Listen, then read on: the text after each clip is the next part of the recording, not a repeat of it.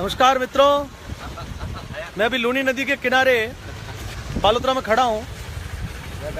पिछले 3-4 दिन से ये मरुगंगा बह रही है, लोग उसका लुत्फ उठा रहे हैं। 20 सालों के बाद में 3 साल से ये नदी लगातार आ रही है।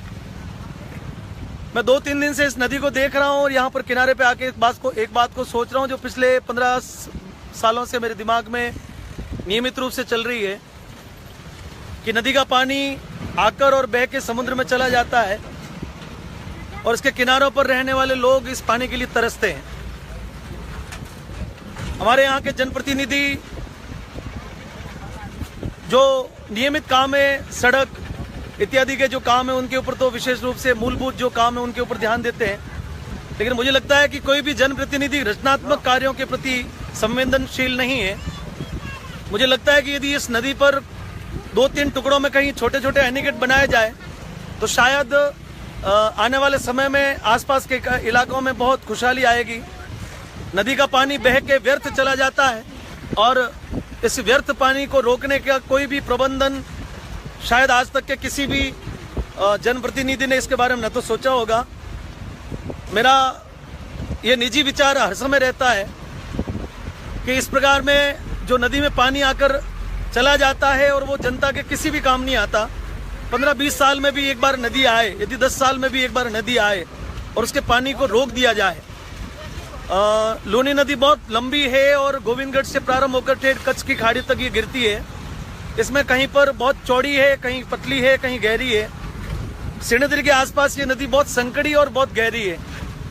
3-4 साल पहले मैंने एक रिपोर्ट बना के प्रमुख लोगों तक पहुंचाई थी कि यदि कोई छोटा बांध या फिर छोटा एनीकट जिस प्रकार की सुविधा हो यदि इस नदी के बीच में कहीं बनाया जाए और 3-4 साल में एक बार भी ये नदी आए और उसका पानी जब अंतिम में कम गति उसकी हो जाए, जब पानी चल के लास्ट में 1-2 फीट रह जाए और उस नदी को यदि रोक दिया जाए उस पानी को और 3-4 फीट तक इस नदी को लगभग 100-150 किलोमीटर की दूरी पर यदि भरा जाए तो मुझे लगता है कि आने वाले समय में ये पानी जमीन में रिस के आसपास के 50-60 किलोमीटर के बहुत लंबे चौड़े दायरे को सिंचित कर सकता है। ये पानी धरती में उतरकर किसानों के लिए खुशहाली ला सकता है।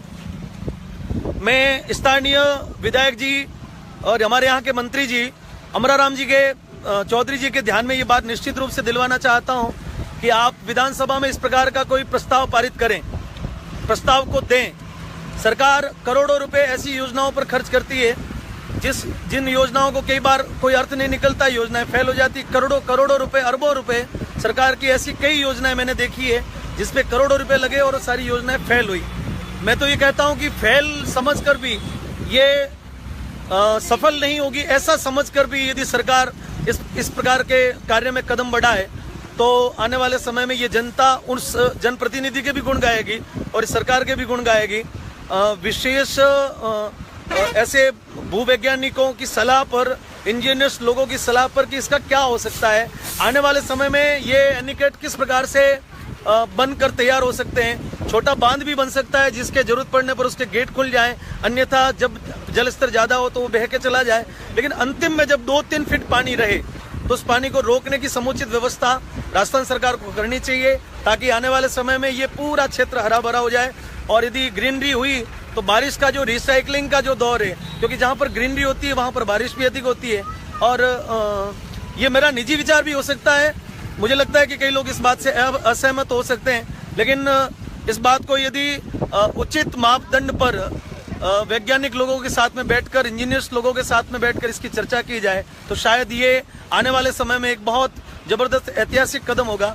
मैं यहाँ के विधायक श्री अमराराम जी चौधरी जी से एक बार फिर इस प्रकार की मांग करता हूं अपनी ओर से कि इस प्रकार का प्रस्ताव आप एक बार विधानसभा में रखें। सड़कें बनाना, नालियां बनाना, खालियां बनाना, ये सारे काम तो मूलभूत कोई भी विधायक करवाता है और आप भी करवाते होंगे, दुनिया में और भी करवाते होंगे। बायतू के विधायक श्री कैलाश चौधरी जी को मैंने पिछले साल इस बात के लिए कहा था, मैंने कहा कैलाश जी आप विधानसभा में मुख्यमंत्री जी के सामने इस प्रकार का कोई प्रस्ताव दें और उसके ऊपर विस्तृत चर्चा हो, इसका पूरा मुआयना हो। और मेरे मन में ये बात हर बार जब नदी आती है तो ये मेरे मन में ये प्रश्न जब तक पानी चलता है, मैं जब भी इस नदी को देखता हूँ, इस पानी को देखता हूँ तो मेरे मन में ये रात दिन ही विचार आता है कि शायद आज तक या तो किसी ने सोचा नहीं, और सोचा हो तो किसी ने कदम नहीं उठाया। मुझे नहीं लगता किसी ने सोचा होगा, क्योंकि इस प्रकार के सकारात्मक काम राजनीतिक पदों पर जुड़े हुए लोगों के दिमाग में आते नहीं है, क्योंकि वो राजनीतिक खींचतान में लगे रहते हैं। अभी जैसे बालोतरा की स्थिति है, तो लगभग पिछले 3 वर्षों से बालोतरा राजनीतिक खींचतान में ही लगा हुआ है। और कई लोग तो ये भूल भी गए हैं कि हमारे विधायक भी हैं। मुझे लगता है कि कई लोग तो मुझे कहते हैं कि वहां पर पोस्टर लगवाना पड़ेगा कि बालोतरा के विधायक कहीं खो गए हैं। तो विधायक बनने के बाद में लोगों के बीच में रहे ऐसे विधायक की आवश्यकता है हमारे को। मेरी अमराराम जी से कोई शिकायत नहीं, मैं उनका बहुत सम्मान करता हूं, लेकिन अमराराम जी जिस पद को रखते हैं, जैसी वरिष्ठता विधानसभा में ये रखते हैं, और मैंने जिस बात को अभी निवेदन किया, इस बात को बहुत समुचित ढंग से यदि विधानसभा में पहुंचाया जाए तो शायद आने वाले समय में जो ये मेरा सपना है, और ये मेरा सपना जो है वो यहाँ से लगाकर गुड़ामालानी तक के और उधर पाली से लगाकर बालोतरा तक के हजारों गांवों के लोगों का सपना है। इस मरुगंगा को रोककर एक बार समृद्धि की ओर इस राजस्थान को ले जाने का ये मेरा विचार था। यदि कहीं त्रुटि रही हो तो मैं आप सभी से क्षमा चाहता हूँ। मेरे मन में जो विचार उठे मैंने आप लोगों तक पहुंचाए। बहुत बहुत धन्यवाद, सभी को राम राम।